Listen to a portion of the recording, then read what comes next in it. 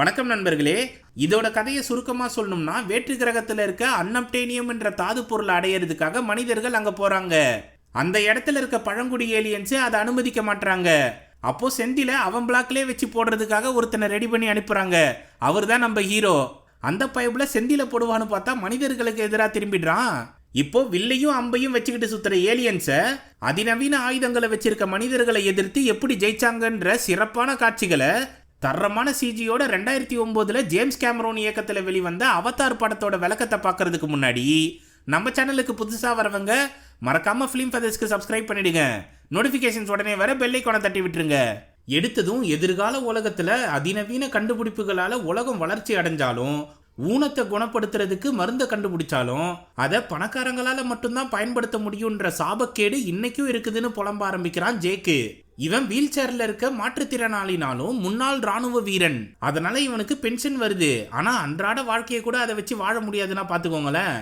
அதனால ஜேக்கு விரக்தியில இருந்தாலும் அப்பப்போ பாருக்கு போய் தண்ணி போடுவான். அப்படி ஒரு நாள் மலமாடு மாதிரி இருந்த ஒருத்தன் கூட கூட்டிட்டு வந்த பொண்ணை ஓங்கி அடிச்சு அவளை கத்திக்கிட்டு இருந்தான்.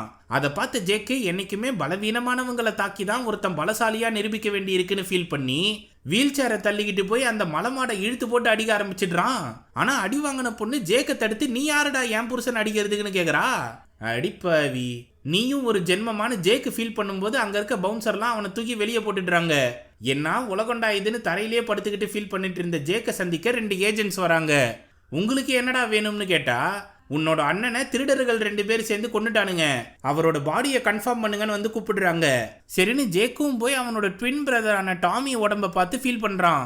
போஸ்ட்மார்ட்டம் ரிப்போர்ட்ல ஜேக்கு கையெழுத்து போட்டதும் டாமி உடம்பை எரிச்சிடுறாங்க.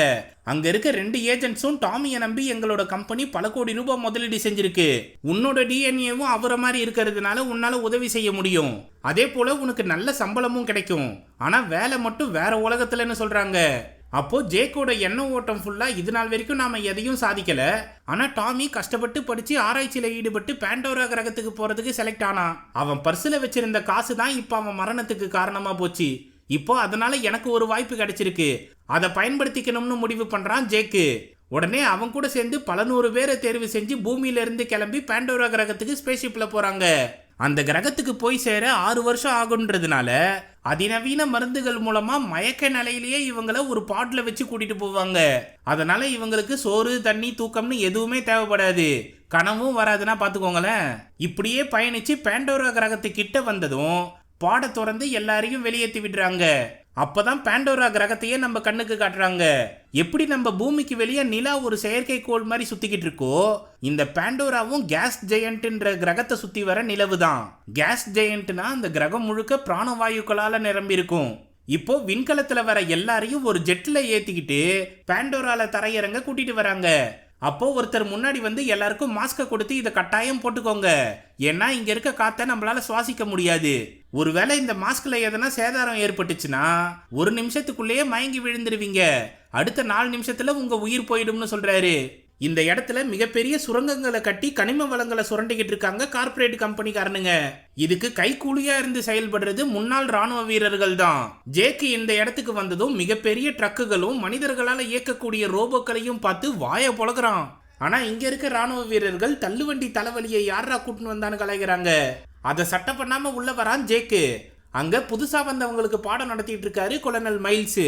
உங்க எல்லாரோட பாதுகாப்புக்கும் நான் தான் பொறுப்பு, ஆனா அதை என்னால சரிவர செய்ய முடியாது, உங்களை நீங்க தான் பாதுகாத்துக்கணும். யாருகிட்ட இருந்து தெரியுமா? இந்த இடத்துல வாழ்க்கையை நடத்துற நாவின்ற ஏலியன்ஸ் இனத்துக்கிட்ட இருந்து தான். அதுங்க விடுற அம்பு ஒண்ணு உங்க மேல பட்டாலும் ஹார்ட் அட்டாக் வந்து செத்து போவீங்க, அதனால எச்சரிக்கையா இருக்கணும்னு சொல்றாரு. இந்த மீட்டிங் முடிஞ்சதும் தனியா கிளம்பி போன ஜேக்க சந்திக்க வராரு நார்மு. இவரு டாமி கூட ஆராய்ச்சியாளரா இருந்தவரு, இங்க பிரபல விஞ்ஞானிக்கு அசிஸ்டண்டா வந்திருக்காரு. நாம முதல்ல போய் விஞ்ஞானியை சந்திக்கணும்னு நார்மு சொன்னாலும் அதை சட்ட பண்ணாம இவங்க உருவத்திலேயே செயற்கையா உருவாக்கி இருக்க அவதார் உடம்புகளை பார்த்து வாய புலகிறாரு ஜேக்கு. நவீன கருவிகள் மூலமா நம்ம மூளையோட எண்ண ஓட்டங்களை இணைச்சி இந்த அவதார் உடம்ப ரிமோட் கண்ட்ரோலா இயக்க முடியும்னு சொல்றாரு நார்மு. அப்போ இந்த அவதார் பார்க்க என் கூட பிறந்த டாமி மாதிரியே இருக்குன்னு சொல்றான் ஜேக்கு. நீங்க ட்வின்ஸ்ன்றதுனால அது உன்ன போலவும் தான் இருக்குன்னு சொல்றாரு நார்மு. அப்போ இதுக்கப்புறம் நீங்க என்ன யோசிச்சாலும் அதை வீடியோ லாக் பண்ணணும்னு சொல்றாங்க அங்க வேலை செய்யறவங்க. அதன்படி மனசுல பட்ட விஷயத்தை வீடியோ லாக்ல பதிவிடுறாரு ஜேக்கு. அப்போ இந்த டீமுக்கு தலைவரான விஞ்ஞானி கிரேஸை பார்த்ததும் நார்மு பயங்கரமா மரியாதை கொடுக்குறாரு. அவர்கிட்ட நாவி ஏலியன்ஸோட பாஷையில பேசுறாங்க கிரேஸ். அதுக்கு திருப்பி அந்த பாஷையிலேயே பதில் சொல்றாரு நார்மு. அடுத்து ஜேக்க பார்த்ததும் எனக்கு நீ தேவையில்ல, டாமி தான் வேணும்னு சொல்றாங்க கிரேஸ். அவன் தான் செத்து போயிட்டானேன்னு ஜேக்கு சொல்ல, உனக்கு அறிவியலை பத்தி என்ன தெரியும்னு கேக்குறாங்க. ஸ்கூல்ல படிச்சதோட சரின்னு ஜேக்கு சொன்னதும் செம்ம கடுப்பாகி இந்த கார்ப்பரேட் கம்பெனியோட தலைவரை பார்க்க போறாங்க கிரேஸ். அவரு ஜாலியா காஃபி மக்க வச்சு கல்ஃப் விளையாடிக்கிட்டு இருக்காரு. இவர் பேரு பார்க்கர். அவர்கிட்ட எந்த ஒரு பயிற்சியும் இல்லாம எப்படி ஒருத்தனை என் டீம்ல கொண்டு வந்து சேர்ப்பன்னு கேக்குறாங்க கிரேஸ். அவங்க அண்ணன் டாமியை வச்சு நாம அவதார உருவாக்கிட்டோம், அந்த பயபுள்ள செத்து போயிட்டான், இப்போ அதை பயன்படுத்தணும்னா இவனோட உதவி தேவை, அதனால இவனை உங்க டீம்ல பாதுகாப்பு அதிகாரியா சேர்த்துக்கோங்க. நாம இந்த இடத்துக்கு வர்றதுக்கான முக்கிய காரணமே அன்னப்டேனியம்ன்ற தாது பொருளை எடுக்கிறதுக்காக தான். அதை தடுத்து நிறுத்துற நாவி ஏலியன்ஸ் கூட பேச்சுவார்த்தை நடத்தி சுமூகமா டீல முடிக்க தான் நான் உங்க குழுவையே நியமிச்சிருக்கேன். அந்த வேலையை நீங்க சரியா முடிக்கலனா ஆயுதங்களை வச்சு அவங்கள அழிச்சிடுவோம்னு சொல்றாரு. அதை கேட்டு வேற வழி இல்லாம ஜேக்கையும் டீம்ல சேர்த்துக்கிறாங்க கிரேஸ். அப்புறம்டா நார்மனையும் ஜேக்கையும் நியூரோலிங்க் டிவைஸ்ல படுக்க வச்சு அவதாரை இயக்க வைக்கிறாங்க. மற்றவங்கலாம் அவங்க மூளையை ஸ்கேன் பண்ணி 100% இவங்க அவதாரோட இணைஞ்சிட்டாங்கன்னு சொல்றாங்க. அப்போ மனித உடல்ல இருக்க ஜேக்கு கண்ணை மூடினதும் அவதார் உடம்புல இருந்து கண்ணை திறக்கிறான். இந்த அவதார் உடம்புல இருக்க கண்ணு, காது, மூக்கு எல்லாமே சரியா செயல்படுதான்னு மற்றவங்க எல்லாம் பரிசோதனை பண்ணிக்கிட்டு இருக்கப்போ அவனால கால்களை அசைக்க முடியுதுன்னு தெரிஞ்சதும் பயங்கரமா சந்தோஷப்படுறான் ஜேக்கு. உடனே அவன் உடம்புல கண்காணிக்க வச்சிருந்த ஒயரெல்லாம் பிச்சு போட்டு அங்கிருந்து துள்ளி குதிச்சு ஓட ஆரம்பிக்கிறான். பிறந்ததுல இருந்து அவன் கால்கள் செயல்படாம இருந்ததுனால இப்போ அதை இயக்கிறத பார்த்து அவனுக்கு அளவில்லா சந்தோஷம் கிடைக்குது. அங்கிருந்து எதை பத்தியும் கவலைப்படாம மூச்சலைக்க ஓடி வந்து ஒரு இடத்துல நின்னதும் கிரேஸ் அவங்க அவதார் உடம்புல வராங்க. அதே போல பின்னாடியே இவனை விரட்டிக்கிட்டு ஓடி வரான் நார்மு. ஜேக்குக்கு இந்த கிரகத்துல இருக்க பழத்தை கொடுத்ததும் அதை ரசிச்சு சாப்பிடுறான். அது மட்டும் இல்லாம அவனுக்கு வால் இருக்கிறதையும் அவன் தலைமுடியோட முனையில இருக்க நரம்பு மண்டலத்தையும் பார்த்து ஆச்சரியப்படுறான். அதையெல்லாம் நோண்டாம கம்முனு படுன்னு சொல்லிட்டு போறாங்க கிரேஸ். சரின்னு அவன் படுத்து கண்ணை மூடினதும் மறுபடியும் மனித உடல்ல இருந்து எந்திரிக்கிறான். அப்போ ஃபாஸ்ட் அண்ட் ஃபியூரியஸ்ல வர லெட்டி, இந்த படத்துல இவங்க பேரு ட்ரூடி, ஜேக்கு கூட்டிட்டு வந்து அவங்க ஹெலிகாப்டரை காட்டுறாங்க. ஆராய்ச்சி குழுவை கூட்டிட்டு போகும்போது நீ இந்த துப்பாக்கியை பாத்துக்கணும்னு சொல்றாங்க. அடுத்து அவனை கூட்டிட்டு போய் கொலனல் முன்னாடி நிறுத்துறாங்க. அவரு பயங்கரமா எக்ஸசைஸ் பண்ணிக்கிட்டே, தம்பி நீ ஆராய்ச்சியாளர்கள் கூட போனாலும் எனக்கு தான் வேலை செய்யறன்றத மறந்துடாத, அங்க என்ன நடக்குது என்ன இருக்குன்னு எனக்கு அப்பப்ப தகவல் சொல்லு, நான் நினைச்ச காரியம் மட்டும் முடிஞ்சா உன்னோட கால்களை சரி பண்ண உதவி பண்றேன், இத மனசுல வச்சுக்கோன்னு சொல்லிட்டு பெரிய ரோபோல ஏறி கிளம்பி போறாரு. இந்த டீலுக்கு ஜேக்கும் ஒத்துக்கிறான். அடுத்த நாள் காலையில நியூரோலிங்க் வழியா அவதார் உடம்புக்குள்ள பூந்ததும் ட்ரூடியோட ஹெலிகாப்டர்ல ஏறி மொத்த கேங்கும் காட்டுப்பகுதிக்கு போறாங்க. அங்க அழகான அருவிகளையும் அதுல திரியிற ஏலியன் மாடுகளையும் பாக்குறாங்க. அதுக்கு கீழே தரையிறங்கினதும் ராணுவ வீரனும் ஜேக்கும் துப்பாக்கியை தூக்கிட்டு வரும்போது எங்க கூட ஒரு முட்டாள் துப்பாக்கியை தூக்கிட்டு வந்தா போதும்னு கத்துறாங்க கிரேஸ். அப்போ 4 கை குரங்கு மரத்துக்கு மரம் தாவிக்கிட்டு இருக்கிறத பார்த்து துப்பாக்கியை நீட்டுறான் ஜேக்கு. அவனை அமைதியா இருக்க சொல்லிட்டு உள்ள போறாங்க கிரேஸ். இதுக்கு முன்னாடி நாவி ஏலியன்ஸுக்கு இங்கிலீஷ் பாஷை சொல்லி கொடுத்த கேம்புக்கு வராங்க. அந்த இடத்துல துப்பாக்கி குண்டால ஏற்பட்ட ஓட்டைகளை பார்த்து என்ன நடந்துச்சுன்னு கேக்குறான் ஜேக்கு. அதை பத்தி அப்புறமா சொல்றேன், நமக்கு தேவையான பெட்டிகளை எடுத்துட்டு வான்னு கத்துறாங்க கிரேஸ். சரின்னு அங்கிருந்து காட்டுக்குள்ள போய் ஒரு மரத்தை ஆராய்ச்சி பண்றாங்க. அதோட வேர்கள் எல்லாமே நரம்பு மண்டலம் போல ஒன்னோடு ஒன்னு இணைஞ்சிருக்கிறத பார்த்து ஆச்சரியப்படுறாங்க. சரின்னு அவங்க சாம்பிள் எடுத்துக்கிட்டு இருக்கும்போது ஜேக்கு தனியா போய் ஸ்பிரிங்கு செடிகளோட விளையாடிக்கிட்டு இருக்கான். அப்போ 6 கால்களும் பெரிய சைஸ்ல காண்டாமிருகம் போல இருக்க ஜந்து இவனை பார்த்து கத்திக்கிட்டு இருக்கு.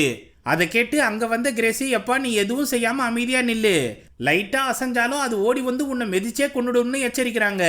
நான் சும்மா நின்னாலும் அது என்ன தாக்கதா வரும்னு கத்திக்கிட்டு இருக்கான் ஜேக்கு. அதுக்கேத்த போல காண்டாமிருகம் ஓடி வரும்போது இவனும் முன்னாடி போய் வெறித்தனமா கத்துறான். அதை கேட்டு காண்டாமிருகம் சண்டையில இருந்து பின் வாங்கிடுது. அந்த பயம் இருக்கட்டும்னு ஜேக்கு பெருமை பித்திக்கும் போது பின்னாடி இருந்து பெரிய சைஸ் 6 கால் கருஞ்சிருத்த போல இருக்க ஜந்து வருது. அதை பார்த்து மெகா சைஸ் காண்டாமிருக கூட்டமே பின்வாங்குது. இப்போ என்ன பண்றதுன்னு ஜேக்கு கிரேஸ் கிட்ட கேட்க, கண்டிப்பா ஓடி ஆகணும்னு சொல்றாங்க. உடனே அதுகிட்ட சிக்காம தெரிச்சு ஓடி போய் மரப்பொந்துக்குள்ள பூந்துடுறான். அந்த ஜந்து மரவேர்களையே கடிச்சு துப்பிக்கிட்டு இருக்கு. அப்போ துப்பாக்கியால கண்டமேனிக்கு சுட்டதும் அதையும் புடுங்கி போட்டுருது. உடனே வேற பக்கமா தப்பிச்சு வெளியே போகும்போது அவன் பைய பிடிச்சி கவிடுது. டப்புன்னு அதை அவுத்து போட்டு அங்கிருந்து தெரிச்சு ஓடி போய் அருவியில எகிரி குதிச்சிடுறான் ஜேக்கு. பின்னாடியே வந்த பெரிய சைஸ் கரிஞ்சிருத்த நொறுக்கு தீனி போயிடுச்சேன்னு வெறித்தனமா கத்துது. அங்கிருந்து கரைக்கு வந்ததும் கட்டை எடுத்து கத்தியால சீவி கூர்மையான ஆயுதத்தை உருவாக்கி காட்டுக்குள்ள போறான் ஜேக்கு. அவனை மரத்து மேல இருந்து நாவி இனத்தை சேர்ந்த ஏலியன் பொண்ணு கண்காணிக்கிறா. இவ பேரு நெய்டீரி. புது ஆட்கள் ஊருக்குள்ள வரக்கூடாதுன்றதுக்காக அம்பால இவனை குறி வச்சு சுட முயற்சி பண்றா. அப்போ சின்ன வயசுல நம்ம பார்த்த தாத்தா முடி போல ஒண்ணு வந்து அம்புல உக்காருது. உடனே அவனை கொல்ற எண்ணத்தை கைவிட்டுடுறா. அதே சமயம் ஜேக்க தேடிக்கிட்டு அங்கேயும் இங்கேயும் ஹெலிகாப்டர்ல சுத்திக்கிட்டு இருக்காங்க கிரேசி கேங்கு. அதுல நைட் ஆயிடுச்சுன்னா நமக்கு ஆபத்து. இப்போ பேஸுக்கு திரும்பி போயிட்டு நாம காலையில வந்து தேடலாம்னு சொல்றாங்க ட்ரூடி. அது வரைக்கும் அவன் தாக்கு பிடிக்க மாட்டான்னு சொல்றாங்க கிரேஸு. ஆனா இந்த பக்கம் ஜேக்கு கட்டையில துணியை கட்டி மரப்பிசினால அதை நினைச்சு நெருப்பு மூட்டுறான். அவனை சுத்து போடுதுங்க மினி சைஸ் கரிஞ்சு இருத்த குட்டிங்க. இதுவே நம்ம ஊர் தெருநாய் போலதான் இருக்கு. ஆனா இதுக்கும் 6 கால்கள் தான் இருக்கு. பயபுள்ளைங்க ஒண்ணு ஒன்னா ஜேக்கு மேல பாஞ்சு கடிக்க முயற்சி பண்ணும்போது அவன் கஷ்டப்பட்டு அதை தடுத்துக்கிட்டு இருக்கான்.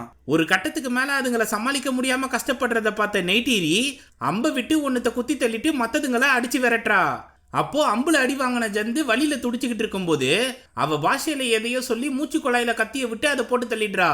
அப்போ ஜேக்கு அவளை பார்த்து வாயை பொழகிறான். பட்டுன்னு அவன் கொளுத்தி வச்ச நெருப்பு குச்சியை தண்ணியில போட்டு அங்கிருந்து கிளம்பி போறான் நெய்டீரி.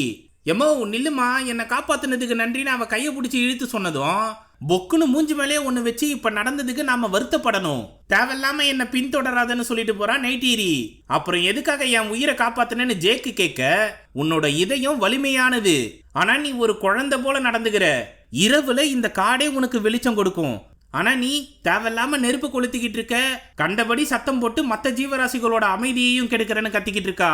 அந்த சமயம் ஏகப்பட்ட தாத்தா முடி வந்து இவன் மேல உக்காருது. அதை ஜேக்கு தட்டி விடும்போது கொஞ்ச நேரம் அமைதியாயிரு, பழங்கால மரத்தோட விதைகள் தான் இது, உன் மேல இத்தனை வந்து உக்காடுறது மிகப்பெரிய அதிசயம், சரி வா என் கூடன்னு கூட்டிட்டு போறான் நெய்டீரி. அப்போ ரேடியம் கலர்ல ஜொலிக்கிற காடுகளை சந்தோஷமா சுத்தி பார்த்துக்கிட்டே ஜேக்கு வரும்போது கயிறை போட்டு அவனை கீழே தள்ளி விடுறாங்க நாவி வீரர்கள். அதுல சூட்டேன்றவன் ஜேக்க கொல்ல வரப்போ நெய்டீரி அவனை தடுத்து நிறுத்திடுறா. இவன் ஒரு அதிசய ஜந்து, எங்க அம்மா கிட்ட இவனை கொண்டு போய் நிறுத்தணும்னு சொல்றா. சரின்னு அவனை கட்டி இழுத்துட்டு போறாங்க. அப்போ காட்டுக்குள்ள இருக்க மிகப்பெரிய மரத்துக்கு மத்தியில தான் இவங்க வாழ்ந்துகிட்டு இருக்காங்க. இந்த இனத்தோட தலைவனே நெய்டீரியோட அப்பா தான். இந்த வேற்று கிரக ஜந்த கொல்லாம ஏமா நீ இங்க கூட்டின்னு வந்தன்னு கேக்குறாரு. அப்போ ஜேக்கு அவருக்கு கை கொடுக்க வந்தா சுத்து போட்டு நின்று தடுக்கிறாங்க. அடுத்து நெய்டீரியோட அம்மா வரும்போது யாரு இவங்கன்னு ஜேக்கு கேட்க, என்னோட அம்மா தான், ஐவாவோட விருப்பங்களை கண்டுபிடிச்சு சொல்லுவாங்கன்னு சொல்றா நெய்டீரி. அவங்க ஜேக்கு உடம்புல ஊசியால குத்தி ரத்தத்தை ருசிச்சு பாக்குறாங்க. யார் நீ, எதுக்காக இங்க வந்தன்னு கேக்குறாங்க. நானும் ஒரு போராளி தான், உங்க வாழ்வியலை கத்துக்க வந்திருக்கேன்னு சொல்றான் ஜேக்கு. ஏற்கனவே உங்க இனத்தானுங்களுக்கு நாங்க சொல்லித்தர முயற்சி பண்ணோம், ஆனா அவனுங்க எங்களை விட புத்திசாலிங்கன்ற மிதப்புல இருந்தானுங்க, அதனாலதான் விரட்டி அனுப்பணும்னு சொல்றாங்க அம்மா. நான் முட்டாள்தான், இருந்தாலும் உங்க வழிமுறைகளை முழுசா கத்துக்கிறேன்னு சொல்றான் ஜேக்கு. அப்படின்னா அவனுக்கு நம்ம கலாச்சாரத்தை சொல்லி கொடுக்கறது பொறுப்புன்னு நெய்டீரி கிட்ட சொல்லிட்டு போறாங்க மம்மி. அதுல விருப்பம் இல்லைனாலும் அவனை கூட்டிட்டு போய் சமபந்தியில உட்கார வச்சு சாப்பிட வைக்கிறாங்க. அப்பதான் அவங்க பேரையே கேட்கறான் ஜேக்கு. நெய்டீரின்னு சொல்லி அறிமுகமாகி நைட்டு தூங்குற இடத்துக்கு போய் படுத்துடுறாங்க. அப்போ அவதார் உடம்புல இருந்த ஜேக்கு கண்ணை மூடினதும் மனித உடம்புக்கு திரும்பி வந்துடுறான். அவனை தட்டி எழுப்பின கிரேஸ் உன்னோட அவதார் எப்படி இருக்குன்னு கேக்குறாங்க. நீங்க நினைச்சு பார்க்க முடியாத இடத்துல அது பத்திரமா இருக்குன்னு நடந்த விஷயங்களை சொல்றான் ஜேக்கு. அதை கேட்டு பலிய கில்லாடியா நீனு பாராட்டுறாங்க கிரேஸ். ஆனா இவன் கூடவே வந்த நார்மு பயங்கரமா பொறாமப்படுறான். அடுத்து ஜேக்க பார்க்கரும் கொலனலும் கண்ட்ரோல் ரூமுக்கு கூட்டிட்டு வந்து பேசிக்கிட்டு இருக்காங்க. நீ செஞ்சது மிகப்பெரிய சாதனை தான்ப்பா, ஆனா இதுக்கப்புறமும் நீ செய்ய வேண்டிய விஷயங்கள் நிறைய இருக்கு. அந்த நாவி ஏலியன்ஸ் தங்கிட்டு இருக்க மிகப்பெரிய மரத்துக்கடியில தான் அன்னப்டேனியம் என்ற தாது பொருள் டன் கணக்கில் இருக்கு. இன்னும் 3 மாசத்துக்குள்ள அந்த இடத்துல இருந்து அவங்களை எப்படியாச்சும் காலி பண்ண வைக்கணும். அப்படி முடியாம போச்சுன்னா ஆயுதங்களை பயன்படுத்த வேண்டி இருக்கும்னு சொல்றாரு பார்க்கரு. அதுக்கு எதுக்கு 3 மாசம், இப்பவே நீங்க ஆயுதங்களை எடுத்துட்டு போய் அவங்கள போட்டு தள்ளிடலாமேன்னு சொல்றான் ஜேக்கு. உன்ன மாதிரி 10 பேர் எனக்கு இருந்தா போதும்பா, எந்த படையையும் வீழ்த்திடுவேன்னு சொல்றாரு கொலனல். இப்போதைக்கு அவங்க நம்பிக்கையை சம்பாதிச்சு பேச்சுவார்த்தை மூலமா இதை சாதிக்க பாருன்னு சொல்றாரு பார்க்கரு. சரின்னு அங்கிருந்து ஆராய்ச்சி மையத்தில் இருக்க நியூரோலிங்க் டிவைஸுக்கு போறதுக்கு முன்னாடி நாவி ஏலியன்ஸோட பேரையும் அவங்க யாருன்றதையும் சொல்லி தராங்க கிரேஸ். அதுல நெய்டீரிய கட்டிக்க போறவனும் அடுத்த தலைவனுமா இருக்க போறது சூட்டே தான். அதே போல நெய்டீரிக்கு ஒரு தங்கச்சி இருந்தா, அவ இறந்து போயிட்டான்னு ஃபீல் பண்ணி சொல்றாங்க கிரேஸ். சரி ஐவானா என்னன்னு கேக்குறான் ஜேக்கு. இங்க இருக்க மரம் செடி கொடிகள் மிருகங்கள்னு எல்லாத்தையும் ஒன்னா இணைக்கிற கடவுள் ஐவானு தான் அவங்க நினைக்கிறாங்கன்னு சொல்றான் நார்மு. அதை கேட்டுட்டு நியூரோலிங்குக்குள்ள போறான் ஜேக்கு. இங்க இருந்து அவதார் உடம்புக்கு மாறினதும் நெய்டீரி அவனை குதிரை பயிற்சிக்கு கூட்டிட்டு போறா. அதோட தலையில நீளமா வால் போல இருக்க நரம்பு மண்டலத்துல ஜேக்கு முடியில இருக்க நரம்பு மண்டலத்தை இணைச்ச உடனே குதிரையோட எண்ணங்களை புரிஞ்சுக்க ஆரம்பிக்கிறான் ஜேக்கு. அதை வேகமா ஓட சொன்னதும் டப்புன்னு போகுது, ஆனா அதை கட்டுப்படுத்த முடியாம கீழே விழுந்துடுறான் ஜேக்கு. அவன் மூஞ்சில சேர்த்து பூசிட்டு நிக்கிறத பார்த்த சூட்டு இவன்லாம் எதுக்கு இங்க சுத்திக்கிட்டு இருக்கான்னு கடுப்புல கத்திட்டு போறான். அங்கிருந்து மறுபடியும் மனித உடலுக்கு திரும்பினதும் கொலனல் கிட்டையும் பார்க்கர் கிட்டையும் மாபெரும் மரத்தோட உள்ளமைப்பு எப்படி இருக்குன்னு விவரிச்சுக்கிட்டு இருக்கான். இதை கிரேஸோட அசிஸ்டன்ட் பார்த்துடுறாரு. உடனே போய் அவங்க கிட்ட சொன்னதும், நாம இனிமே இங்க தங்கி வேலை செய்ய போறது இல்ல, ஹல்லேலூயா மவுண்டன்ஸ் ஆண்ட ஒரு கேம்ப் இருக்கு, அங்க போய் செய்ய போறோம்னு சொல்றாங்க. அதை கேட்டு நார்மு பயங்கரமா சந்தோஷப்படுறான். அப்படி அந்த இடத்துல என்ன இருக்கும்னு யோசிச்சுக்கிட்டே கிரேஸ் டீமோட கிளம்புறான் ஜேக்கு. இங்க இருந்து ட்ரூடி ஹெலிகாப்டரை எடுத்துக்கிட்டு ஹல்லேலூயா மவுண்டன்ஸ்ல ஓட்டிட்டு வரும்போது, இந்த பகுதியில மட்டும் மின்காந்த சக்தி அதிகமா இருக்கிறதுனால ரேடார் சிஸ்டம் எதுவும் வேலை செய்யலன்னு புலம்புறாங்க. கூட சேர்ந்து பனிமூட்டை வேற இந்த பகுதியை சூழ்ந்திருக்கு. அதுக்குள்ள நுழைஞ்சி போகும்போது தான் ஆகாயத்துல பறக்கிற மலைகளை பார்த்து எல்லாரும் வாயை புலகுறாங்க. அதை கவனிச்சு ட்ரூடி கிண்டல் பண்றாங்க. இப்படிப்பட்ட மலைகளுக்கு மேல இருக்க பேஸுக்கு வந்து சேர்றாங்க மொத்த கும்பலும். இது எல்லாமே தரையில இருக்க அன்னப்டேனியம் தாது பொருளோட சக்தியும் இந்த பகுதியில இருக்க மின்காந்த சக்தியும் ஒன்னா சேர்றதுனாலதான் மலைகள் பறந்துகிட்டு இருக்குன்னு கிரேஸ் விளக்குறாங்க. அப்போ நான் கொலனலுக்கு தகவல் சொல்ற விஷயம் கிரேஸுக்கு தெரியும். நான் அந்த நாவி பழங்குடி இனத்தோட சேர்ந்ததுனால தான் என்னை மதிச்சு இங்க கூட்டிட்டு வந்திருக்காங்க. ஆனா நான் எதை பத்தியும் கவலைப்படாம என் வேலையை செய்ய போறேன்னு வீடியோ லாக்ல சொல்றான் ஜேக்கு. அடுத்து நியூரோ லிங்கை பயன்படுத்தி அவதார் உடம்புக்கு போனதும் நெய்டிரி அவனை மாபெரும் மரத்துக்கு மேல கூட்டின்னு போய் பறக்கும் ஜந்துவை காட்டுறா. இது பேரு இக்ரான். இது கூட நீ ஒரு வாட்டி நரம்பு மண்டலத்தை இணைச்சிட்டனா வாழ்நாள் முழுக்க உனக்கு மட்டும்தான் கட்டுப்பட்டு இருக்கும்னு சொல்றா. அப்போ என்னோட இக்ரானை எப்ப தேர்வு செய்யறதுன்னு கேக்குறான் ஜேக்கு. அதுக்கான நேரம் வரும்போது நானே உன்னை கூட்டின்னு போறேன்னு சொல்லிட்டு பறந்து போறான் நெய்டிரி. இப்படி ஒரு வாட்டியும் அவதார் உடம்புல இருந்து மனித உடம்புக்கு வரும்போதெல்லாம் நாவி பழங்குடி இனத்தோட கலாச்சாரத்தையும் பண்பாட்டையும் மதிக்க ஆரம்பிச்சு பேசுறான். கொஞ்சம் கொஞ்சமா நெய்டிரியோட உதவியாலையும் நார்மோட உதவியாலையும் நாவி பழங்குடி பாஷையை கத்துக்கிறான். ஆனா இந்த காடுகளும் மிருகங்களும் ஒரே ஆத்மாக்கள் தான் நெய்டிரி சொல்றத அவன் ஏத்துக்க மாட்டான். அதை புரிய வைக்க முயற்சி பண்ணாம அவனே கத்துக்கிட்டும்னு எல்லாத்தையும் கூட்டிட்டு போய் காட்டுறான் நெய்டிரி. சுயநலம் இல்லாத இந்த காடுகள் கிட்ட இருந்து நமக்கு தேவையான வளங்களை மட்டும்தான் எடுத்துக்கணும். நாம இறந்ததுக்கு அப்புறம் நம்ம கிட்ட இருந்து அதை திருப்பி எடுத்துக்கும். இது எல்லாமே ஒரு சுழற்சிக்குள்ள அடங்கிடும்னு சொல்றா. அவ கூட சேர்ந்து இரவு நேரங்கள்ல ஜொலிக்கும் ஆத்துல போய் நீந்துறதும் வித்தியாசமான பறக்கும் பூச்சிகள் கூட விளையாடுறது மட்டும் இல்லாம அம்பு விடுறதுல ஆரம்பிச்சு மரத்துல இருந்து எப்படி பாதுகாப்பா கீழே விழுறதுன்ற வரைக்கும் எல்லாத்தையும் சொல்லித்தரா. அப்போ ரெண்டு பேருமே நெருக்கமா பழக ஆரம்பிக்கிறாங்க. அவங்க அப்பா கிட்ட அனுமதி வாங்கி கிரேஸையும் ஊருக்குள்ள அழைச்சிட்டு வந்துடுறான் ஜேக்கு. அங்க இருக்க குழந்தைங்க எல்லாமே கிரேஸ் கிட்ட அவ்வளோ அன்பா பழகுறாங்க. இப்படி இருக்க சூழல்ல மனித உடம்புக்கு திரும்பின ஜேக்க உருப்படியா சாப்பிட்டு தூங்குற வேலையை பாருன்னு சொல்றாங்க கிரேஸ். அது இருக்கட்டும், நீங்க நடத்திட்டு வந்த ஸ்கூல்ல என்னதான் ஆச்சு? நெய்டிரியோட தங்கச்சி எப்படி இறந்து போனான்னு கேக்குறான் ஜேக்கு. நெய்டிரி, அவ தங்கச்சி, அப்புறம் அங்க இருக்க சின்ன பசங்க எல்லாருமே என்ன ஒரு தாயை போலதான் பார்த்தாங்க. அப்பதான் நம்ம ஆளுங்க காட்டுக்குள்ள சுரங்கத்தை உருவாக்கி அன்னப்டேனியம் தாது பொருளை எடுக்க ஆரம்பிச்சானுங்க. அது நாவி பழங்குடி மக்களுக்கு சுத்தமா பிடிக்கல. மனிதர்கள் இவங்க காடுகள் அழிக்கதான் வந்தாங்கன்னு புரிஞ்சுக்கிட்டு மொத்தமா போய் தாக்குனாங்க. பதிலுக்கு அவங்க துப்பாக்கி சூடு நடத்தினதுல பல பேர் இறந்து போனாங்க. அதுல நெய்டிரியோட தங்கச்சியும் ஒருத்தி. அப்போ என்னால முடிஞ்ச வரைக்கும் குழந்தைங்களை நான் காப்பாத்தினேன். ஆனா அந்த மக்கள் என்னையும் வெறுத்து ஒதுக்கிட்டாங்கன்னு புலம்புறாங்க கிரேஸ். இந்த கதையெல்லாம் கேட்டு சுயநலமா இருந்த ஜேக்கு கொஞ்சம் கொஞ்சமா நாவி பழங்குடி மக்களோட பழக்க வழக்கங்களை புரிஞ்சுக்க ஆரம்பிக்கிறான்.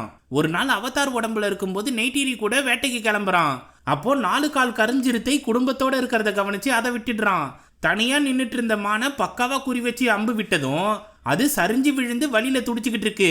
உடனே போய் உன்னோட ஆத்மா ஐவாவை சேரும், ஆனா உன்னோட உடம்பு மக்களோட பசிய போக்கும்னு சொல்லி அதோட மூச்சு குழாயில கத்தியை விட்டு வழி இல்லாம சாவடிச்சிடுறான். அதை பார்த்து நீ சிறப்பான வேட்டைக்காரனா மாறிட்ட, நாம இறுதி கட்டத்துக்கு போக வேண்டியதுதான்னு சொல்றான் நெய்டிரி. அதன்படி தனக்கான இக்ரானை தேர்வு செய்ய ஜேக்கையும் இன்னும் சில பேர்களையும் கூட்டிட்டு போறாரு சூட்டே. எல்லாரும் பறக்கும் மலைகளுக்கு மேல கஷ்டப்பட்டு ஏறி வராங்க. அப்போ நெய்டிரி அவங்களோட இக்ரான்ல அங்க வந்து சேர்றாங்க. சூட்டேக்கு ஜேக்க சுத்தமா பிடிக்காதுன்றதுனால எந்த உதவியும் பண்ணாம நீ முதல்ல போய் இக்ரானை பிடிச்சிட்டு வான்னு அனுப்பி வைக்கிறாரு. சரின்னு ஜேக்கு போகும்போது கூடவே நெய்டிரியும் வரா. உன்னை கொல்ல நினைக்கிற இக்ரான் தான் உனக்கானது, அது கூட எப்படியாச்சும் பந்தத்தை உருவாக்க நரம்பு மண்டலத்தை ஒண்ணு சேர்த்துருன்னு ஜேக்கி கிட்ட சொல்லி அனுப்பி வைக்கிறாங்க நெய்டிரி. அதுக்கேத்தா போல அவனை முறைச்சிட்டு நின்ன இக்ரானை தேர்வு செஞ்சு அது வாயை கட்டி போட்டு எப்படியாச்சும் அதை கட்டுப்படுத்த முயற்சி பண்றான் ஜேக்கு. ஆனா அந்த இக்ரான் அவனை தூர தூக்கி வீசிடுது. அதனால கீழே விழாம வேர்களை பிடிச்சி மறுபடியும் ஏந்திரிச்சு வந்த ஜேக்கு கஷ்டப்பட்டு அதை மடக்கி படுக்க வச்சு நரம்பு மண்டலத்தை ஒண்ணு சேர்த்துடுறான். அதை கவனிச்ச நெய்டிரி உடனே நீ பறந்தாகணும்னு தள்ளி விடுறா. முதல்ல ஏடாகுடமா பறந்து போன இக்ரானை ஜேக்கு சிறப்பா கட்டுப்படுத்தி அதை பக்காவா பறக்க வைக்கிறான். அதை பார்த்து நெய்டிரியும் அவளோட இக்ரானை எடுத்துட்டு வந்து ஜேக்கு கூட பறந்து போறா. இதை கவனிச்ச சூட்டே செம்ம கடுப்பாவறான். இருந்தாலும் மற்ற 2 பேரையும் கூட்டிக்கிட்டு அவங்க இக்ரானை எடுத்துக்கிட்டு அழகா பறந்து போறாங்க. இந்த உலகத்துல எந்த ஒரு தடையும் இல்லாம சுதந்திரமா சந்தோஷமா பறந்து போறாங்க. அப்போ வெள்ளை விழுது கொண்ட மரம் இருக்கிற பகுதிக்கு வந்ததும் நெய்டிரி அதுக்கு மரியாதை செலுத்துறா. அத வீடியோல பார்த்த கிரேஸ் இந்த மரம் அவங்களுக்கு ரொம்பவே புனிதமானது, ஆனா இதுல ஏகப்பட்ட தாது பொருட்கள் இருக்கு, அதுல இருந்து ஒரு சாம்பிள் கிடைச்சா எவ்வளவு பெரிய விஷயம் தெரியுமா, ஆனா நம்மளெல்லாம் அங்க கூட்டிகிட்டே போக மாட்டாங்கன்னு புலம்புறாங்க. இது இப்படி இருக்க நாவி பழங்குடியை சேர்ந்தவங்க டைனோசர் போல இருக்கிற ஜந்துவை வேட்டையாட கஷ்டப்படும் போது இக்ரான்ல வந்த சூட்டே பக்காவா அது மூச்சு குழாயில அம்ப விட்டு போட்டு தள்ளுறான். அதே போல ஜேக்கும் சிறப்பா குறி வச்சு ஒரு ஜந்தை போட்டு தள்ளுறான். இப்படி சிறந்த வேட்டைக்காரனா மாறின ஜேக்கு நெய்டிரி கூட பறந்து போகும்போது திடீர்னு சிகப்பு கலர் மெகா சைஸ் டைனோசர் பறவை வந்து இவங்களை தாக்குது. அதுகிட்ட சிக்காம நெய்டிரியும் ஜேக்கும் கஷ்டப்பட்டு தப்பிச்சிடுறாங்க. அங்கிருந்து ஊருக்கு வந்ததும் இந்த ஜந்தோட பேரு டொருக், அதாவது தொலைஞ்சு போன நிழல்னு சொல்லுவாங்க. எங்க தாத்தாவோட தாத்தா தான் இந்த டொருக்கையே கட்டுப்படுத்தினாரு, அவரு பேரு தான் டொருக் மாக்டோ. இந்த உலகத்துல பெரும் பஞ்சம் வந்தப்போ எல்லா பழங்குடி இனத்தையும் ஒன்னு சேர்த்தாரு. அவரை யாரும் எதிர்த்து பேசவே மாட்டாங்க, எல்லாரும் அவருக்கு கட்டுப்பட்டு இருந்தாங்க. இது நாள் வரைக்கும் 5 பேர் தான் அந்த டொருக்கையே கட்டுப்படுத்திருக்காங்கன்னு சொல்றா நெய்டிரி. இதை கேட்டு திரும்பவும் அன்னைக்கு நைட்டு மனித உடலுக்கு வந்ததும் எனக்கு இந்த வாழ்வு கனவு போல இருக்கு, அதுதான் உண்மையான வாழ்க்கையோன்னு நினைக்க தோணுதுன்னு வீடியோ லாக்ல புலம்பிட்டு பக்காவா ஷேவ் பண்ணிட்டு கொலநல பார்க்க வரான். என்ன தம்பி 2 வாரமா உங்ககிட்ட இருந்து எந்த தகவலும் வரல? சரி விடு, அதுக்கு முன்னாடி நீ அமிச்ச வீடியோல அவங்க புனிதமா நினைக்கிற மரத்தை பார்த்தேன், அதை அழிச்சிடுவோம்னு மிரட்டினா நிச்சயமா அந்த இடத்த விட்டு போயிடுவானுங்கல்ல, இதுக்கு மேல நான் பாத்துக்கிறேன் விடு. இன்னைக்கு நைட்டே நீ பூமிக்கு புறப்படலாம், உன்னோட கால்களை சரி பண்றதுக்கும் நான் ஏற்பாடு பண்ணிட்டேன்னு சொல்றாரு கொலனல். இது நாள் வரைக்கும் அவங்க எனக்கு கொடுத்த எல்லா பயிற்சிகளையும் நான் சிறப்பா முடிச்சிருக்கேன், அதனால என்னையும் அவங்கள ஒருத்தனா ஏத்துக்க போற சம்பிரதாயத்தை செய்ய போறாங்க. அதுக்கப்புறம் நான் அவங்க கிட்ட பேசி அந்த இடத்த காலி பண்ண வைக்கிறேன், இந்த ஒரு வாய்ப்பு மட்டும் எனக்கு கொடுங்கன்னு கேட்கறான் ஜேக்கு. சரி எதுவா இருந்தாலும் சீக்கிரம் வேலையை முடின்னு சொல்லிட்டு கிளம்புறாரு கொலனல். அங்கிருந்து மறுபடியும் திரும்பி வந்து நியூரோ லிங்க் மூலமா அவதார் உடம்புக்கு போன ஜேக்கு நாவி பழங்குடியோட சம்பிரதாயத்துல கலந்துக்கிறான். நெய்டிரி அவனை அலங்காரம் பண்ணி கூட்டிட்டு வந்ததும் அவளோட அப்பா இந்த கூட்டத்துல ஒருத்தனா ஜேக்கையும் சேர்த்துக்கிறோம்னு அறிவிக்கிறாரு. உடனே எல்லாரும் அவன் மேல கைய வச்சு அன்பு செலுத்துறாங்க. அந்த சந்தோஷத்தோட ஜேக்கும் நெய்டிரியும் வெள்ளை விழுதுகள் மரத்தாண்ட போறாங்க. இது எங்க முன்னோர்கள் பேசின விஷயங்களை எதிரொலிக்கிற மரம், இந்த விழுதுகள்ல உன்னோட நரம்பு மண்டலத்தை இணைச்சு பார்த்தா உனக்கும் கேட்கும்னு சொல்றான் நெய்டிரி. அதன்படி அவனும் கேட்டு ஆச்சரியப்படுறான். அப்போ நீ எங்கள்ல ஒருத்தனாயிட்ட, அதனால உன்னோட இணையரை தேர்ந்தெடுன்னு சொல்றான் நெய்டிரி. நான் ஏற்கனவே தேர்ந்தெடுத்துட்டேன், அவங்க தான் என்னை ஏத்துக்கணும்னு சொல்றான் ஜேக்கு. அவங்க உன்னை எப்பயோ ஏத்துக்கிட்டாங்கன்னு சொல்லி ஜேக்குக்கு முத்தம் கொடுத்து நரம்பு மண்டலத்தை இணைச்சு ஒன்னு சேர்ந்துடுறாங்க. அன்னைக்கு நைட்டு தூங்குனதும் மனித உடலுக்கு திரும்பின ஜேக்கு என்னடா பண்ணிக்கிட்டு இருக்கேன்னு தன்னைத்தானே குறை சொல்லிக்கிறான். அடுத்த நாள் காலையில மரங்கள் விழுற சத்தம் கேட்டு நெய்டிரி எந்திரிச்சு என்ன ஏதுன்னு பார்த்தா மனிதர்கள் மிகப்பெரிய ட்ரக்குகளை எடுத்துக்கிட்டு இந்த பக்கமா வராங்க. அப்போ அவதார் உடம்புல ஜேக்கோட ஆத்மா இல்லைன்றதுனால மூச்சு பேச்சு இல்லாம கிடைக்கிறத கவனிச்சு அவனை கஷ்டப்பட்டு எழுப்ப முயற்சி பண்றா நெய்டிரி.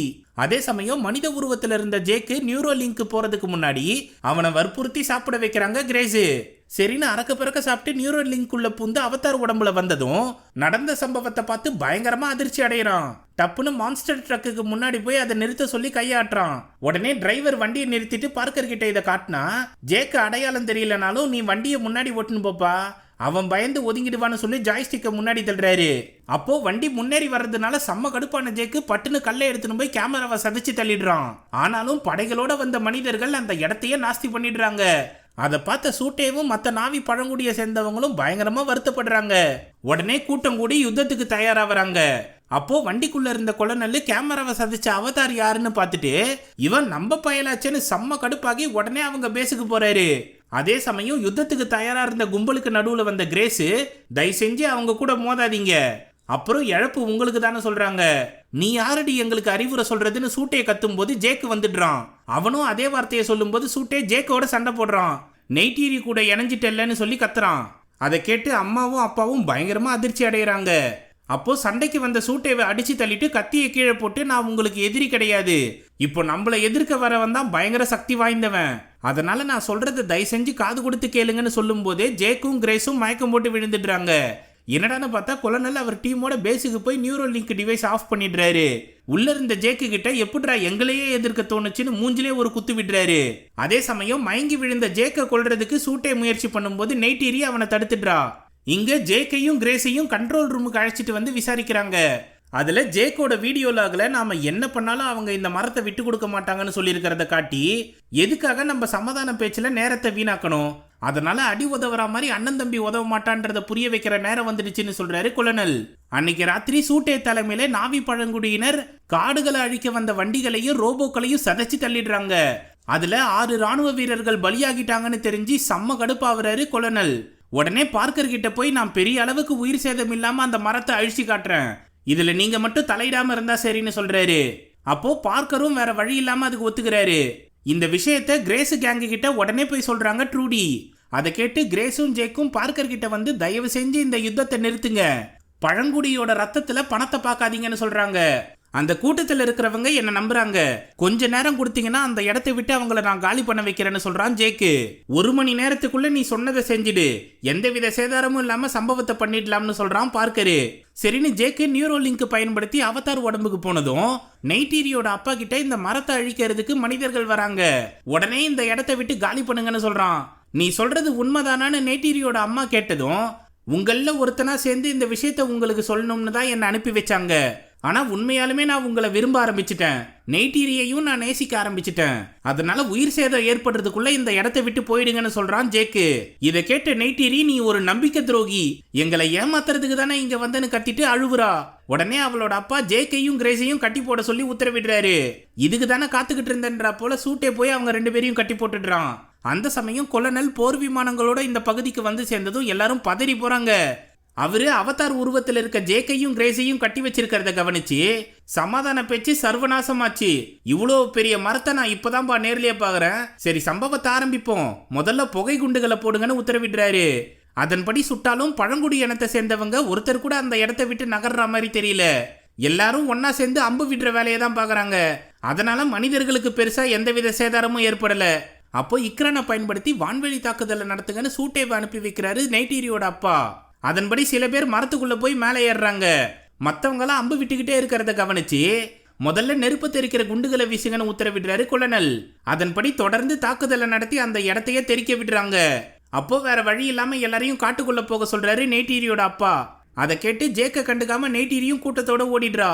அப்போ நெய்டீரியோட அம்மா மட்டும் கத்தியை எடுத்துக்கிட்டு ஜேக்கு கிட்ட வந்து, நீ எங்கள்ல ஒருத்தனா இருந்தா உதவி பண்ணுன்னு கண்ணீரோட சொல்லி கயத்தை அறுத்து விடுறாங்க. உடனே அங்கிருந்து கிரேஸையும் அம்மாவையும் கூட்டிட்டு தப்பிச்சு ஓடுறான் ஜேக்கு. இவங்களோட சேர்ந்து மொத்த கூட்டமும் கலைஞ்சு ஓடுறத கவனிச்ச கொலனல் ஏவுகணைகளை தெரிக்க விடுங்கன்னு உத்தரவிடுறாரு. அதன்படி எல்லா ராணுவ வீரர்களும் ஏவுகணையால சரமாரியா அந்த மரத்தை தாக்குறாங்க. ஆனா ட்ரூடி மட்டும் என்னால முடியாதுன்னு ஹெலிகாப்டரை எடுத்துக்கிட்டு கிளம்பிடுறாங்க. 3 பெரிய வேர்கள் மேல இவங்க நடத்தின தாக்குதலால மாபெரும் மரமே உடைய தொடங்குது. அதை பார்த்து எல்லாரும் தூரம் ஓடுங்கன்னு அவதார் உடம்புல இருக்க ஜேக்கு கத்திக்கிட்டு இருக்கான். அப்போ மரத்து மேலே ஏறின சூட்டே கும்பல் இக்ரான்ல ஏறி தப்பிச்சிடுறாங்க. ஆனா கீழே இருக்க பல பேர் மாபெரும் மரம் விழுந்ததும் அதுல சிக்கி இறந்து போறாங்க. அவ்வளோ பெரிய மரம் விழுற காட்சியை பார்க்கும்போது நமக்கே மனசு பதபதைக்குதுன்னா பாத்துக்கோங்களேன். கூட இருக்க சொந்த பந்தங்கள் இறந்து கிடந்தாலும் இது நாள் வரைக்கும் வாழ்ந்த மரம் போச்சேன்னு எல்லாரும் கதறி அழுகுறாங்க. ஜேக்கு அதிர்ச்சியில என்ன சொல்றதுன்னே தெரியாம மிரண்டு போயிருக்கான். அப்போ கண்ட்ரோல் ரூம்ல இருந்த எல்லாரும் அந்த காட்சியை பார்த்து நம்ம மனிதர்களா இருக்கிறதுக்கே வெக்கப்படணுன்ற மாதிரி வருத்தப்படுறாங்க. ஆனா கொலனல் மட்டும் காரியத்தை சாதிச்சிட்டோம்னு சந்தோஷப்படுறாரு. எல்லாரையும் திரும்பி போக சொல்லி உத்தரவிடுறாரு. அதே சமயம் நெய்டீரியோட அப்பா சிதைவுகள்ல சிக்கி இறுதி நொடிகளை எண்ணிக்கிட்டு இருக்கும்போது, நம்ம மக்களை எப்படியாச்சும் காப்பாத்துமா, இனிமே நீதான் அவங்களை வழி நடத்தணும்னு வில்ல கொடுத்துட்டு இறந்து போறாரு. அங்க வந்த ஜேக்கு அவளுக்கு ஆறுதல் சொல்லலாம்னு பார்த்தா, இனிமே என் கண்ணு முன்னாடி நிக்காதன்னு சொல்லி விரட்டி அனுப்புறா. அந்த சமயம் நியூரோ லிங்க்ல இருக்க ஜேக்கையும் கிரேஸையும் வெளியெடுக்க முயற்சி பண்றாங்க. அவங்கள தடுக்க நார்மு முயற்சி பண்ணாலும் அவரையும் அடிச்சு தள்ளிடுறாங்க. இந்த 3 பேரும் கம்பெனிக்கு எதிராக செயல்பட்டதுனால கைது பண்ணி சிறையில் அடைச்சிடுறாங்க. அப்போ ட்ரூடி சாப்பாடு எடுத்துட்டு வரா போல உள்ள நுழைஞ்சி அங்க இருக்க காவலாளி அடிச்சு தள்ளிட்டு 3 பேரையும் விடுவிச்சிடுறாங்க. அவங்களுக்கு கிரேஸோட அசிஸ்டண்டான மேக்ஸும் உதவி பண்றாரு. உடனே நார்மும் ட்ரூடியும் ஹெலிகாப்டர் எடுக்க போறாங்க. கிரேஸும் மேக்ஸும் ஜேக்க வீல் சேர்ல தள்ளிக்கிட்டு வராங்க. அப்போ மேக்ஸ் கிட்ட இங்க என்ன நடக்குதுன்னு தெரிஞ்சிக்க நம்ம ஆள் ஒருத்தர் இருக்கணும், அதனால எதுவும் தெரியாத மாதிரி நீ உள்ள போயிடுன்னு அனுப்பி வைக்கிறான் ஜேக்கு. இவங்க ஹெலிகாப்டரை எடுக்கும்போது செக்யூரிட்டி ஒருத்தங்க அதை கண்டுபிடிச்சி கொலனல் கிட்ட சொல்லிடுறாங்க. உடனே அவர் துப்பாக்கி எடுத்துட்டு வந்து கண்ட மேனிக்கு சுடுறாரு. அதுக்குள்ள கிரேஸ் ஜேக்கை ஹெலிகாப்டர்ல ஏத்திக்கிட்டு அங்க இருந்து கிளம்பி போறாங்க. அப்போ தப்பிச்சிட்டோம்னு மற்றவங்களாம் சந்தோஷப்படும் போது கொலனல் கண்மூடித்தனமா சுட்டதுல கிரேஸ் குண்டடிப்பட்டுடுறாங்க. அவங்களுக்கு முதலுதவி செஞ்சு ஹalleluya மவுண்டன்ஸ் ஆண்ட இருக்க பேஸுக்கு வராங்க. அதுக்குள்ள இருக்க லிங்க் டிவைஸ் மூலமா அவதார் உடம்புக்கு வந்த நார்மு ஒரு பேஸையே ஹெலிகாப்டர்ல மாட்டி விட்டுடுறாரு. ஜேக்கு கிரேஸை பத்திரமா பாத்துக்கிற வேலையை பாக்குறான். அவங்கள கூட்டிட்டு அடர்ந்த காட்டுப்பகுதிக்கு போறாங்க ட்ரூடி. கொலனல் டீமால கண்டுபிடிக்க முடியாத இடத்துல வந்து தரையிறக்கிடுறாங்க. அப்போ ஜேக்கு டிவைஸ்குள்ள போகும்போது என்ன திட்டம் வச்சிருக்கன்னு கேக்குறான் நார்மு. அவங்க கிட்ட எப்படியாச்சும் கிரேஸை காப்பாத்துறதுக்கு உதவி கேட்கணும், அதை முதல்ல செயல்படுத்துறேன்னு சொல்லிட்டு டிவைஸ்குள்ள போய் அவதார் உடம்புல ஏந்திரிக்கிறான் ஜேக்கு. அந்த கூட்டம் நம்மளை ஏத்துக்கணும்னா எதையாவது பெருசா சாதிக்கணும். அதுக்கு ஒரே வழி ஆகாயத்துல சுதந்திரமா பறந்துகிட்டு இருக்க டொருக்க கட்டுப்படுத்தணும். அதை செயல்படுத்த இக்ரானை கூட்டிட்டு டொருக்குக்கு மேல பறந்து போறான் ஜேக்கு. என்னைக்கும் தனக்கு கீழே தான் எல்லாரும் இருக்காங்கன்னு நினைச்சுக்கிட்டு இருந்த டொருக்க பிடிக்கிறதுக்கு இதுதான் ஒரே வழின்னு முடிவு பண்ணி அதை சிறப்பா செயல்படுத்துறான் ஜேக்கு. அதே சமயம் நெய்டிரியோட அம்மா கடைசியா மிஞ்சி இருக்க புனித மரத்துக்கு கீழே மொத்த கூட்டத்தையும் கூட்டி ஒப்பாரி வச்சுக்கிட்டு இருக்காங்க. அப்போ டொருக்குல பறந்து வரான் ஜேக்கு. அதை பார்த்ததும் எல்லாரும் மிரண்டு போறாங்க. அவன் கீழே இறங்கி வந்ததும் எல்லாரும் தொடர்றதுக்கு கூட பயப்படுறாங்க. அப்போ நெய்டிரி ஜேக்கு கிட்ட வந்து என் மக்களை எப்படி காப்பாத்துறதுன்னு நான் பயந்துகிட்டு இருந்தேன், இதுக்கப்புறம் நீ இருக்கன்ற நம்பிக்கை எனக்கு வந்துருச்சுன்னு சொல்றாங்க. அதை ஏத்துக்கிட்டு நெய்டிரியோட அம்மா கிட்ட கிரேஸை காப்பாற்ற சொல்லி உதவி கேட்கறான் ஜேக்கு. அதுக்கு ஒத்துக்கிட்டு அவங்க மனித உடலையும் அவதார் உடம்பையும் தூக்கிட்டு வந்து இந்த மரத்துக்கடியில படுக்க வச்சிடுறாங்க. அங்க இருக்க மொத்த கூட்டமும் ஒன்னா சேர்ந்து அவங்க ஆத்மாவை அவதார் உடம்புக்குள்ள புகுத்த முயற்சி பண்றாங்க. இது சாத்தியமான அவங்க கிட்ட ஜேக்கு கேட்டதும் இதுக்கு மன வலிமையும் உடல் வலிமையும் தேவை. ஆனா இப்போ கிரேஸ் பலவீனமா இருக்காங்க, அதனால காப்பாத்துறது கஷ்டம்தான், இருந்தாலும் முயற்சி பண்ணி பார்ப்போம்னு சொல்றாங்க. அதன்படி ஐவா கிட்ட உதவி கேட்கும் போது கிரேஸோட ஆத்மா மனித உடம்புல இருந்து அவதார் உடம்புக்கு போறதுக்குள்ள அவங்க உயிர் பிரிஞ்சிடுது. அப்போ பயங்கரமா ஜொலிச்சுக்கிட்டு இருந்த தரையும் இருளாகிடுது. அதை பார்த்து அவங்க செத்துட்டாங்கன்னு ஜேக்கு கிட்ட சொல்றாங்க நெய்டிரி அம்மா. உடனே ஜேக்கு பயங்கரமா வருத்தப்பட்டாலும் கண்ணு முன்னாடி இருக்க மக்களை காப்பாற்றணுன்றதுக்காக நான் இப்ப சொல்றதை எனக்காக நீ மொழிபெயர்க்கணும்னு சூட்டே கிட்ட கேட்கிறாரு. டொருக் மாக்டோவோட சொல்ல யாரும் மீறினது கிடையாது, உன் கூட சேர்ந்து நானும் போராடுறேன்னு ஒத்துக்கிறான் சூட்டே. அப்போ மனிதர்கள் என்ன நினைச்சாலும் அதை சல்லீசியா நிறைவேற்றிடலாம்னு நினைக்கிறாங்க. ஆனா இந்த நிலம் நம்மளுடையது, அதுக்காக நாம போராடுவோம், அவ்வளோ சுலபமா இதை நம்ம கிட்ட இருந்து எடுத்துட முடியாதுன்னு காட்டுவோம்னு சொல்றான் ஜேக்கு. அதை மொழிபெயர்த்ததும் எல்லாரும் வெறித்தனமா கத்துறாங்க. உடனே சூட்டேவியும் மற்றவங்களையும் கூட்டிட்டு அங்கங்க செதறி கிடக்கிற வம்சங்களை ஒன்று சேர்க்கிற வழியை பார்க்கறான் ஜேக்கு. அதுல குதிரையை பிரதானமா பயன்படுத்துறவங்க, இக்ரானை மட்டுமே பயன்படுத்துறவங்க, கடல் வழியா வரவங்கன்னு எல்லாரையும் ஒன்று சேர்க்கிறான். அதே சமயம் கொலனல் மொத்த ராணுவர்களையும் ஒன்று கூட்டி இந்த முட்டா பயிர்க நமக்கு எதிராக போராட்டம் நடத்தணும்னு ஆளை சேர்க்கிறானுங்க. அவனுங்க மொத்தமா ஒன்று கூடி நம்மளை வந்து தாக்குறதுக்கு முன்னாடி நாம போய் அவனுங்களை அடிச்சு காலி பண்ணணும். இதுக்கப்புறம் நம்மளை கண்டாலே அவனுங்க தொலை தூரத்துக்கு ஓடி போகணும்னு எல்லாரையும் வெறியேற்றி விடுறாரு. அதை செயல்படுத்த மொத்தமா வெடிகுண்டுகளை எடுத்துக்கிட்டு பெரிய விமானங்கள்ல புறப்படுறாங்க. இதை பத்தி கண்ட்ரோல் ரூம்ல இருக்க மேக்ஸ் ஜேக்குக்கு தகவல் சொல்றாரு. அதை கேட்ட ட்ரூடி துப்பாக்கிக்கு எதிராக வில்லம்ப வச்சு ஒன்றும் பண்ண முடியாதுன்னு புலம்புறாங்க. இந்த ஹலேலுயா மவுண்டன்ஸ்ல பறக்க உன்னாலையும் என்னாலையும் முடியும், அவனுங்களால ரேடார் உதவி இல்லாம சுத்தமா பறக்க முடியாது, அதை நாம பயன்படுத்தி தோக்கடிக்க முயற்சி பண்ணுவோம்னு சொல்றான் ஜேக்கு. அது மட்டும் இல்லாம அவதார் உடம்புக்கு மாறினதும் புனித மரத்துக்கிட்ட போய் அவனோட நரம்பு மண்டலத்தை ஒன்று சேர்த்து உங்க கூட கிரேஸோட ஆத்மாவும் இருந்துச்சுன்னா அவங்க நினைவுகளை சோதிச்சு பாருங்க, அதுல இந்த மனிதர்கள் பூமி தாயை எப்படி அழிச்சாங்கன்றது தெரிஞ்சுப்பீங்க. அந்த மாதிரி இங்க நடக்க கூடாதுன்னு தடுக்க தான் நீங்க என்ன தேர்வு செஞ்சீங்கன்னு எனக்கு தெரியும், ஆனா எனக்கு இப்போ உதவி தேவைப்படுது, உங்களால முடிஞ்சா உதவி பண்ணுங்கன்னு கேக்குறான். அங்க வந்த நெய்டிரி ஐவா என்னைக்குமே யாருக்கும் சாதகமா செயல்பட்டது கிடையாது, எல்லாத்தையும் சமமா பாக்குறது தான் அதோட வேலைன்னு சொல்றா. இருந்தாலும் முயற்சி பண்ணி பாக்குறதுல தப்பே இல்லைன்னு சொல்றான் ஜேக்கு. அதே சமயம் கொலனல் மொத்த ராணுவ வீரர்களையும் கூட்டிட்டு யுத்தத்துக்கு கிளம்பி வராரு. அதுல பாதி பேரை தரையில இறக்கி விடுறாங்க. அவங்க கூட சேர்ந்து ரோபோ கவசங்களுக்குள்ள இருக்க வீரர்களும் தரையிறங்குறாங்க. இன்னொரு பக்கம் ஜேக்கு மொத்த பழங்குடி கூட்டத்தையும் யுக்ரைன்ல கூட்டிட்டு வந்து மேல போய் மலையில பதுங்கியிருக்கான். அந்த பகுதிக்கு வெடிகுண்டோட விமானங்கள் வந்ததும் அங்க சோனார் வேலை செய்யாம போகுது. அதை பயன்படுத்தி பக்காவா தாக்குதல்ல இறங்குறான் ஜேக்கு. எல்லாரும் கண்ட மேனிக்கு அம்பு விட்டு ஹெலிகாப்டரை செதைச்சு தள்ளுற வேலையை பாக்குறாங்க. அதே போல குதிரைப்படை வீரர்களும் தரையில இருக்க மனிதர்களை சாவடிக்க போறாங்க. ஆனா மனிதர்கள் ஏடகுடமா சுடுறதுனால பழங்குடி மக்கள் தான் பாவம் பலியா வராங்க. வான்வெளி தாக்குதல்ல டொருக்க பயன்படுத்தி மற்ற ஹெலிகாப்டரை செதைச்சு தள்ளுறான் ஜேக்கு. கீழே குதிரைப்படையோட சேர்ந்து நார்மும் துப்பாக்கியால சுட்டாலும் ராணுவ வீரர்களை சுத்தமா சமாளிக்க முடியல. ஒரு கட்டத்துக்கு மேல எல்லாரும் பின்வாங்கிடுறாங்க. இதை பத்தி ஜேக்குக்கு தகவல் சொல்றான் நார்மு. அங்க ஹெலிகாப்டர் தாக்குதலை சமாளிக்க முடியாம இக்ரான்ல பறந்துகிட்டு இருக்கவங்களும் பின்வாங்குறாங்க. அப்போ பெரிய விமானத்துல இருந்த கொலனல் ஜேக்க கவனிச்சு அவனை சுட்டுத்தள்ள உத்தரவிடுறாரு. உடனே பாறைகளுக்கு நடுவுல பதுங்குற வேலையை பார்க்கறான் ஜேக்கு. அப்போ சரியான டைமிங்ல என்ட்ரி கொடுத்த ட்ரூடி கண்டமேனிக்கு பெரிய விமானத்தை நோக்கி சுடுறாங்க. ஆனா அவங்க மேலேயும் ஏவுகணையை விட்டு தெறிக்க விடுறாரு கொலனல்.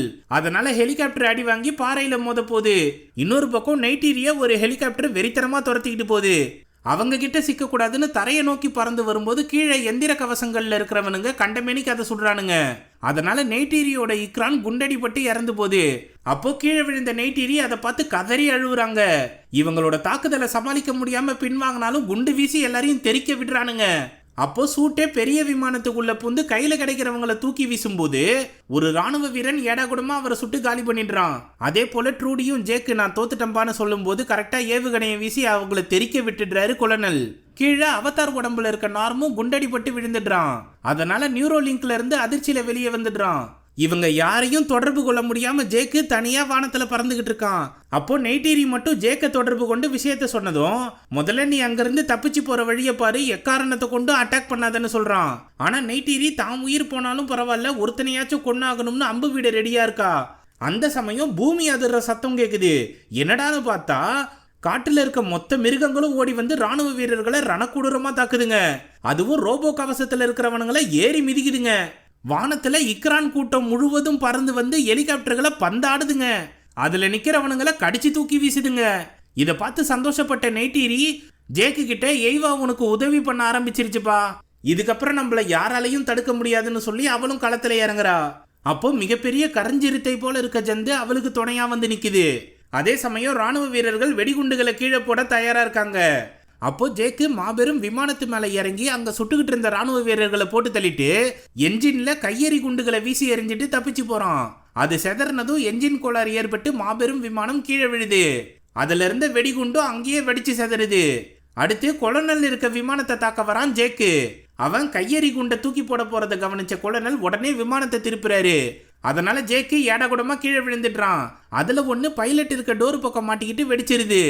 அதனால விமானத்துக்குள்ள இருந்தவங்கலாம் காத்த சுவாசிக்க முடியாம கஷ்டப்படுறாங்க. அப்போ ஏவுகணையை பிடிச்சி தொங்கிட்டு இருந்த ஜேக்கு அதை தூக்கி என்ஜின்ல வீச முயற்சி பண்றான். ஆனா மூச்சை பிடிச்சிக்கிட்டு வெளியே வந்த கொலனல் அவனை கண்டமேனிக்கு சுடுறாரு. அதுல குண்டடி படாம ஏவுகணையை தூக்கி என்ஜின்ல வீசிட்டு கீழே விழுந்துடுறான் ஜேக்கு. அதனால என்ஜின் செதஞ்சு போனதும் விமானம் கீழே விழுது. அப்போ கொலனல் மட்டும் தீக்காயங்களோட தப்பிச்சு ரோபோ கவசத்துக்குள்ள புந்துடுறாரு. விமானம் கீழே விழுந்து வெடிக்கிறதுக்குள்ள சிறப்பா தரையிறங்கிடுறாரு. அதே போல ஜேக்கும் ஏடாகுடமா கீழே விழுந்தாலும் அடிபடாம தப்பிச்சிடுறான். அப்போ ரோபோ கவசத்துக்குள்ள இருந்த கொலனல் ஜேக்கோட மனித உடம்பு இருக்க பேச பார்த்துடுறாரு. அதை சதைச்சு தள்ளலாம்னு வரும்போது கருஞ்சிருத்தை மேல இருந்த நெய்டீரி அவரை கொடூரமா தாக்குறா. இருந்தாலும் சிறப்பா அந்த மிருகத்தை சமாளிக்கிறாரு கொலனல். ஆனா அவர் கையில இருந்த துப்பாக்கியை சதைச்சு தள்ளிடுது மிருகம். அப்போ கத்தியை எடுத்து அதை ஏடாகுடமா சொருவி போட்டு தள்ளிடுறாரு கொலனல். ஆனா அந்த மிருகத்துக்கு கீழே நெய்டீரி மாட்டிக்கிறா. அவளை போட்டு தள்ளாம்னு வரும்போது அங்க ஓடி வந்த ஜேக்கு எல்லாம் முடிஞ்சது கொலனல், அதனால சண்டை போடுறத நிறுத்துன்னு கத்துறான். நான் உயிரோட இருக்க வரைக்கும் இந்த சண்டை முடியாதுடான்னு சொல்லி அவனை தாக்க வராரு கொலனல். அப்போ ரெண்டு பேரும் ரணக்கொடூரமா மோதிக்கும் போது ஜேக்கு சிறப்பா செயல்பட்டு கொலனலை தாக்குறான். ரோபோ கவசத்தோட கண்ணாடியை உடைச்சி அவரை கத்தியால குத்தலாம்னு பார்த்தா லைட்டா மிஸ் பண்ணிடுறான். ஆனா அதுக்கும் பயப்படாம கண்ணாடியை உடைச்சு தள்ளிட்டு மாஸ்க போட்டுக்கிட்ட கொலனல், உன் இனத்துக்கே நீ துரோகம் பண்றியா, உன்னோட உடம்பால இந்த காத்த சுவாசிக்க முடியாதுன்னு சொல்லி பேஸோட கண்ணாடியை உடைச்சிடுறாரு. அதனால நியூரோ லிங்க்குள்ள படுத்துக்கிட்டு இருக்க ஜேக்கு மூச்சு விட கஷ்டப்படுறான். அப்போ அவதார் உடம்ப கட்டுப்படுத்த முடியாம தவிக்கிறான். இந்த கேப்ல அவதார் உடம்புல இருக்க ஜேக்க தூக்கி அவன் சொருவன கத்தியாலேயே கழுத்தறுக்க முயற்சி பண்றாரு கொலனல். அப்போ பெரிய சிறுத்தைக்கு கீழே சிக்கின நெய்டீரி அதுல இருந்து விடுபட்டு அவளோட வில்லை எடுத்து சரியா குறிபார்த்து கொலனல் நெஞ்சிலேயே அம்பு விட்டுடுறா. அவரு சுதாரிச்சு திருப்பி அட்டாக் பண்றதுக்குள்ள ரெண்டாவது அம்பை விட்டு போட்டு தள்ளிடுறா. அப்போ மனித உடம்புல இருந்த ஜேக்கு மூச்சு விட முடியாம நியூரோ லிங்க்ல இருந்து வெளியே வந்ததும் வீல் சேரை பிடிக்க முடியாம கீழே விழுந்துடுறான். பக்கத்துல இருந்த மாஸ்கையும் எடுக்க முடியாம மயக்கம் போட்டுடுறான். வெளியே நெய்டீரி அவதார் உடம்புல இருந்த ஜேக்கு மயக்கம் போட்டிருக்கிறத கவனிச்சு நிச்சயமா அவனோட மனித உடல் இந்த பேஸ்குள்ளதான் இருக்கும்னு தெரிஞ்சுக்கிட்டு உள்ள போய் பாக்குறா. அவன் மூச்சு விட முடியாம மயங்கி கிடக்கிறத கவனிச்சு மாஸ்கை எடுத்து மாட்டி விடுறா. அடுத்த சில நொடிகள்லயே அவன் சுயநினைவுக்கு திரும்பினதும் மாஸ்கை சரியா மாட்டி உயிர் பழைச்சிட்டோம்னு சந்தோஷப்படுறான். அப்போ முறையா நெய்டீரி கிட்ட மனித உடம்புல இருந்து நான் உன்னை பாக்குறேன்னு சொல்றான். அவனை அன்போட அரவணைக்கிறான் நெய்டீரி. அப்போ திரும்பவும் நியூரோ லிங்க்ல படுத்து அவதார உடம்புக்கு மாறிடுறான். அங்கிருந்து உயிர் பழைச்சவங்களை சந்திக்க வரும்போது குண்டடிப்பட்டு கீழே விழுந்த சூட்டே இறுதி நொடிகளை எண்ணிக்கிட்டு இருக்கும்போது, நீதான் இந்த கூட்டத்தோட உண்மையான தலைவன், என்னைக்கும் இவங்களை நீ பத்திரமா பாதுகாக்கணும், நான் டொருக் மாக்டோ கூட சேர்ந்து சண்டை போட்டேன்றதை நினைச்சு பெருமைப்படுறேன், அதே போல நீயும் நானும் அண்ணன் தம்பிங்கன்றதை ஏத்துக்கிறேன், அதனால என்ன நீதான் கொன்னாகணும்னு சொல்றான். முதல்ல ஜேக்கு முடியாதுன்னு மறுத்தாலும் இதுதான் பாரம்பரிய வழக்கம்னு புரிஞ்சுக்கிட்டு கத்தியை எடுத்து அவரோட ஈரக்கொலையில சொருவி போட்டு தள்ளிடுறான். உன்னோட உடம்பும் ஆத்மாவும் எய்வா கூட சேர்ந்துரும்னு சொல்றான். இந்த யுத்தம் முடிஞ்சதும் மனிதர்கள்ல சில பேரை மட்டும் இங்க தங்க வச்சுட்டு மிச்சம் இருக்கிறவங்கள ஸ்பேஸ்ஷிப்ல அனுப்பி வைக்கிற வேலையை பாக்குறாங்க. அப்போ எல்லாம் நல்லபடியா முடிஞ்சதும் கடைசி வீடியோலாக பதிவிடுறான் மனித உடம்புல இருந்த ஜேக்கு. இதுக்கப்புறம் நான் இந்த இடத்துக்கு நிச்சயமா திரும்பி வர மாட்டேன், ஏன்னா இன்னைக்குதான் நான் மறுபிறவி எடுக்க போறேன்னு சொல்லிட்டு போறான். அங்கிருந்து அவனோட மனித உடலையும் அவதார் உடலையும் எடுத்துட்டு வந்து புனித மரத்துக்கு அடியில படுக்க வைக்கிறாங்க. அப்போ மொத்த பழங்குடியினரும் ஒன்னா சேர்ந்து அவனோட ஆத்மா அவதார் உடம்புக்குள்ள போற சாங்கியத்தை நடத்துறாங்க. நெய்டிரியோட அம்மா மந்திர வார்த்தைகளை சொன்னதும் மனித உடம்புக்குள்ள இருக்க ஆத்மா மறைஞ்சு போகுது. உடனே அதை தூக்கி நெய்டிரி முத்தம் கொடுக்குறாங்க. அப்போ கொஞ்ச நேரத்திலேயே அவதார் உடம்புல இருக்க ஜேக்கு கண்ணை திறக்கிறதோட படம் முடியுது. 1994 பிளான் பண்ண படம் 2009 தான் ரிலீஸ் ஆச்சு. அப்பதான் நான் காலேஜ் ஃபர்ஸ்ட் இயர் படிக்கிறேன். சத்யம் தியேட்டர்ல 4 வாட்டி இந்த படம் பார்த்தும் எனக்கு சுத்தமா புரியல. HD பிரிண்ட் வந்ததுக்கு அப்புறம் LED டிவியில பார்க்கும்போது தான் இதோட அற்புதமே எனக்கு புரிஞ்சுது. அதுல இருந்து இன்னைக்கு வரைக்கும் எனக்கு தெரிஞ்சு குறைஞ்சபட்சம் 50 வாட்டியாச்சும் பார்த்துருப்பேன். அதுலயும் அந்த மரத்தை சுட்டு சாகிற காட்சியெல்லாம் எண்ணிக்கையில் அடங்காது. இந்த மாதிரி அணுவா ரசிச்ச காட்சிகள் ஏகப்பட்டது இருக்கு. இந்த படத்தை பத்தின உங்க கருத்துக்களை கமெண்ட் செக்ஷன்ல சொல்லுங்க. இந்த வீடியோ உங்களுக்கு பிடிச்சிருந்ததுன்னா தம்ஸ் அப் தெரிவிக்க விட்டு மற்றவங்களுக்கு ஷேர் பண்ணுங்க. புதுசா வரவங்க மறக்காம ஃபிலிம் ஃபெதர்ஸ்க்கு சப்ஸ்கிரைப் பண்ணிடுங்க. மிக்க நன்றி நண்பர்களே.